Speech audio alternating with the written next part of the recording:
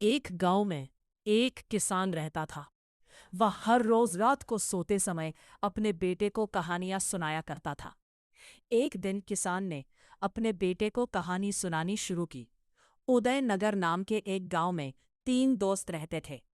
एक ब्राह्मण था, दूसरा सोनार था और तीसरा मूर्तिकार था। पुराने समय में गाड़ियां नहीं होती थी, इसलिए एक गांव से दूसरे गांव जाने के लिए लोगों को पैदल यात्रा करनी पड़ती थी।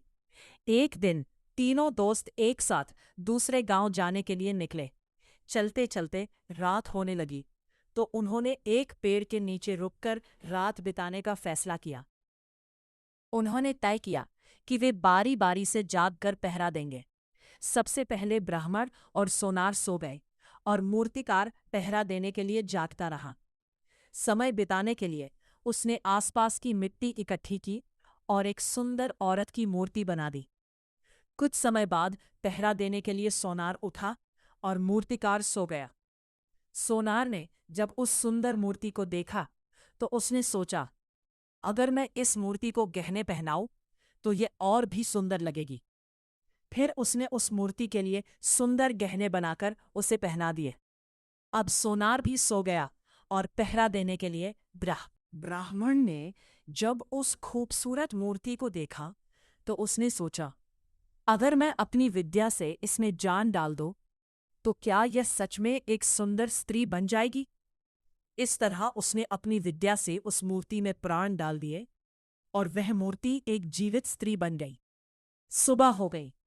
तीनों दोस्त जागे और उस सुंदर स्त्री को देखकर उससे शादी करने के लिए आपस में लड़ने लगे। आखिर में तीनों दोस्त उस सुंदर स्त्री को लेकर राजा विक्रमादित्य के पास पहुंचे। उन्होंने राजा को पूरी बात विस्तार से बताई और उनसे पूछा, महाराज, हम तीनों में से इस सुंदर स्त्री से विवाह करने का अधिकार किसे होना चाहिए। राजा विक्रमादित्य मुस्कुराए और बोले, यह तो बहुत आसान सवाल है। मूर्तिकार और ब्राह्मण ने उस स्त्री का निर्माण किया और उसे जीवन दिया। यह काम तो माता पिता करते हैं। इस नाते से मूर्तिकार उसके पिता के समान हुआ और ब्राह्मण उसकी माता के समान हुआ। अब रही बात सोनार की। उसने उस स्त्री के लिए सुंदर गहने बनाए और उसे पहनाए। यह काम एक पति अपनी पत्नी के लिए करता है। इस नाते से वही उस स्त्री से विवाह कर सकता है। राजा का यह न्याय सुनकर सभी लोग फिर उसी समय सोनार और उस सुंदर स्त्री का विवाह कर दिया गया। इतना कहकर किसान ने अपने बेटे से कहा, बेटा, अब तुम सो जाओ। मैं तुम्हें कल फिर एक नई कहानी सुनाऊंगा।